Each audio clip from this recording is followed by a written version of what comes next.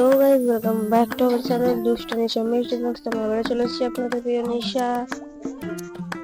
তো এই যে এটা হচ্ছে আমার দিদা, আমার দিদু রানী। তো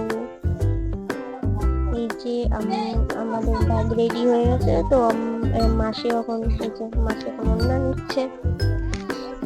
আর এই যে নতুন মা ওখানে দাঁড়িয়ে আছে, জুতো করছে, আসছে। তো সেজে গুজে আমরা সবাই রেডি হয়ে গেছি। আর ওখানে বসে আছে আমার দাদু, আর ওখানে শুয়ে আছে বম্মা। তো আমরা এই জন্য বেরিয়ে পড়েছি। তো আমরা এখন যাচ্ছি মায়ের মাসি বাড়িতে, মায়ের মেসো মারা গেছে, তো ওখানে যাচ্ছি আমরা।